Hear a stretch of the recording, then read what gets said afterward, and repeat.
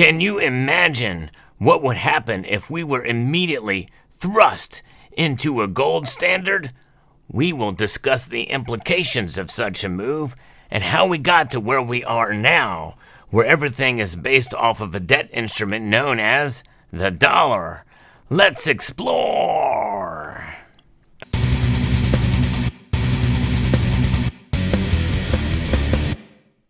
The dollar, it is what dominates now, whether we like it or not. And it is all because of fiat designation. In other words, the government says that this is the ultimate form of currency nowadays, and it is what it is used in order for all transactions, even if we buy gold and silver. They're all measured in dollars. So it's going to be very difficult to break away from this system, even if you really want to. But what would happen if we were immediately just thrust into a gold standard? Well, my guess is the world would be in chaos, not just the United States, but if we move to a gold standard right now, we essentially would strip out the debt-based system that we have right now. The derivatives market would be overhauled to a dramatic level, because we would have sound money again. And everything right now is based off of debt and derivatives. And that market is too big, at least right now, to be collapsed upon, at least without a great deal of poverty for a lot of people. And by the way, the richest amongst us would basically lose practically all of their wealth. And I'm going to be referencing an article here from Peter St. Onge, and has a pretty good piece about this, what a gold standard does to America, as shared with me by a member of the community. And so we often wonder, what would America look like if we were to return to the gold standard? Would we return to the Stone Age, essentially? Would innovation end, as Wall Street bankers and governments paid economists claim? It's easy to talk about the catastrophes that are unleashed on humanity by paper money, the permanent inflation, the endless parade of recessions, the exploding debt, the progressive impoverization of the predatory governments who don't care if the people starve or the cities collapse, since after all, the bureaucrats will still feast. The gap between the rich and the poor is at a greater time than ever before, and that is not changing anytime soon. And essentially, a gold standard would collapse all of that. But nonetheless, what's harder for people to imagine is what a sound money world looks like. In other words, what are we fighting for? Especially for those of us who have been accumulating gold for the past number of years. In a sense, we would be doing very, very well if we returned to a gold standard. But it just depends on how it's implemented and what it looks like. Because anything that humans touch, we have to understand, can very well mean that there's going to be problems with it. There's going to be mistakes. And yes, there will even be corruption. But probably a lot less of it than with the system that we have now. For most of human history, up until the past 50 years, maybe a little bit more, we have lived in a hard money world until Nixon completely shut it off. Now, that's a very generalized statement, because really we haven't been on much of a gold standard since the 30s, and maybe even before that. In fact, I would dare say since the creation of the Federal Reserve note, based off the Federal Reserve Act of 1913. But we'll get to that in a moment. Today's fiat world, which is government decree combining worldwide inflationary central banks and worldwide inflationary paper money. We've never tried that, meaning, yes, this is an experiment, what we're in right now. We're the guinea pigs. It's a 50-year experiment when you talk about Nixon closing the gold window, and that is something that is pretty scary. Now, we know what's coming. Most of us who've been paying attention to the news know that likely we're going to have some sort of a currency or monetary reset, and we're going to have central bank digital currencies, which is going to mean more and more in control, because they can control this, at least to some degree, with the current system that we have right now. But even if you use cold hard cash, there's an element of controlling the value of it, which is, by the way, constantly degrading. But the other thing is that if you were to use this, the only thing that can really track it is the serial number. So essentially, it's a private transaction. And gold obviously would be the same way as well too. They don't want that. That's probably one of their biggest things. It's lack of control. So you have more control when you have gold. So let's go back in history a little bit here. As the author here, Peter St. Onge, goes into what happened during the Golden Era. What is the Golden Era? Well, we got to go back to the 19th century, and a period was between 1879 and 1913. 1879 was a reestablishment of the gold standard in reaction to Lincoln's disastrous hyperinflation.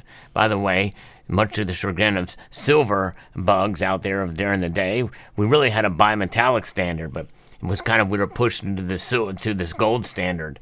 And in 1913, when it ended with the founding of the Federal Reserve, it actually destroyed the world surprisingly fast. Within a year, most of the world was shooting at each other in the trenches of France, all financed by the Federal Reserve. Now we know that it was really it was probably more complex than that. I wouldn't necessarily say that it was totally because of the Federal Reserve Act coming into place or anywhere near it, that's what caused World War I.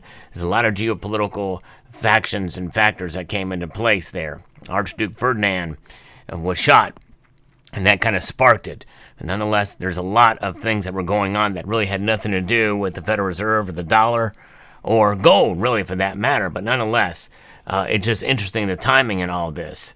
So from 1879 to 1913, that was the greatest golden age, not just for America, but literally for humanity. The entire modern world was invented essentially in just 35 short years. And that includes electricity, automobiles, telegraph, telephone, airplanes, steam turbines, video, wireless communications, broadcasting, plastics, stainless steel, and even the first computer. Every sci-fi miracle Elon Musk springs on an unsuspecting public is built from golden age: electric cars, solar panels, rockets, mobile phones, undersea tunnels, and even subways running into pneumatic tubes. Think about those things. Can you imagine that? Solar panels back in 1888, those were essentially invented. Now, they weren't used widely, but this is when all these inventions took place. We went from whale oil to gas stoves in about 30 years. And from Pony Express and horse-drawn carriages to radio, telephone, and traffic jams. And from candles to coal to walls of light splashed across Broadway and central heating, warming, town-sized skyscrapers, all in a single generation. It's pretty remarkable. It was the birth of science fiction, of Jules Verne and H.G. Wells, because everything was possible. Today we laugh at their optimism, their flying cars, their George Jetson robots, and passenger ships to Mars. We laugh because it's so long gone we can't even imagine anymore. So the period of prosperity in that period compared to now really is kind of the thing that should really give us some pause, because the great progress that we made during those years is really remarkable. We're not seeing it today. We're seeing things built up from inventions that were made then, but nothing really new has come along, and certainly we didn't see flying cars and the like. And a lot of that probably could be related to what has brought us down. I'll talk about that in a moment too here. So the gold standard era gave us essentially tiny government, roughly 10 times smaller than it is today, partly because without a central bank, the federal government couldn't print unlimited money like today. It constrained them and empowered us. That smaller government meant the amazing inventions of the Golden Age translated directly to widespread prosperity, rather than being taxed, regulated to oblivion. Murray Rothbard estimates that in the era's peak deflationary stretch, America had annual GDP growth of about 6.8% per year. That's about 3 to 5 times faster than today, and it means children would be between 4 to 6 times richer than their parents. Unfortunately, we squandered it. Well, the voters of 1913 squandered it with a toxic policy mix that delivered enough government to mortally wound the golden goose, specifically the income tax, the central bank, and the century of wars that came from a government that can take and print anything at once. And that's the world we live in today. Over the following century, this golden era went into exile, muscled aside for the warfare state that funded military spending, galloping socialism, and endless inflation and depression. So compare today to the golden era in the last 35 years since 1988. The only completely novel invention was, ironically, Bitcoin. It's true that regulators finally let us use the internet, which is based off the 19th century telegraph and was fully developed in the 1950s. It wasn't until 1993 that the internet went public. And we finally mass-produced some of the bigger golden era inventions like mobile phones. Otherwise, we've been like medieval tinkerers, improving on mysterious Roman inventions we stumbled across in old books. More important, consider incomes. Today, the young look at envy on the boomers, their grandparents, when we debate whether we've actually gotten poorer these past 35 years.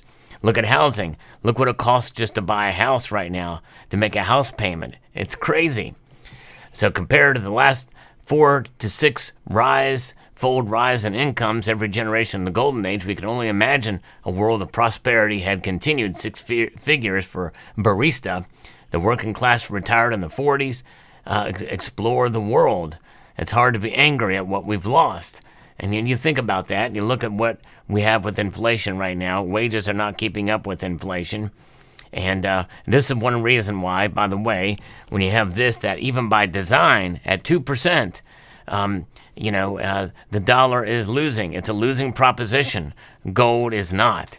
So going back to that gold standard would essentially mean that we would have to constrain the federal government, and they don't like that. And it would be a massive shock, not only to the federal government, which has increased more and more regulations. It's much harder today to start a job or to start a business based off the regulatory environment alone, when you include local, state, and federal government regulations upon all this. It's insane.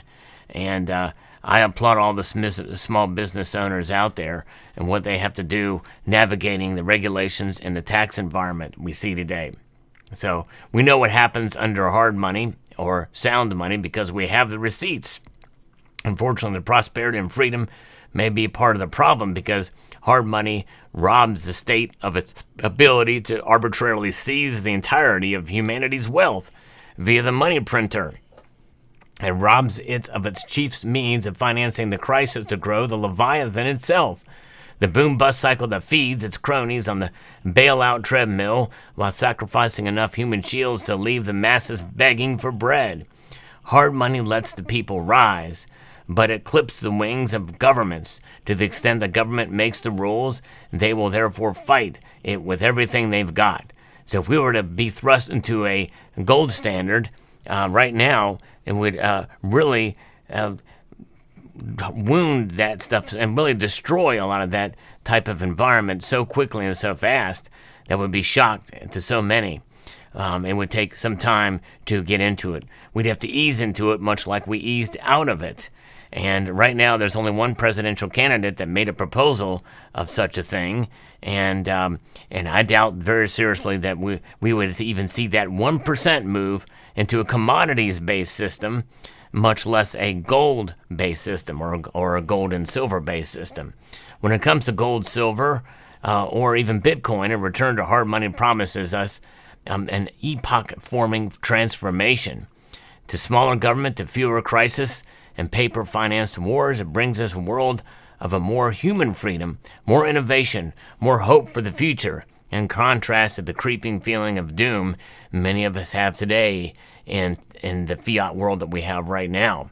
And if that's not worth fighting for, not much is. I think we need to get back there, and I think the best way for us to fight that, because you think about it, a lot of these coins you see here were minted during the era of the gold, of some form of gold standard. And now, since then, we've had other coins that are used around the world that are recognized, the 20 franc LMU coins that have been so popular. But then we have modern bullion as well that does not trade as money. They are essentially coins that were legalized for us to own. That's the best way that we can put ourselves on a gold standard. But nonetheless, gold and silver, by the way, as well, is a way to empower yourself. And no matter what kind of regulatory environment they have, they cannot take it away from you, no matter what, unless they come to your door and by force they take it.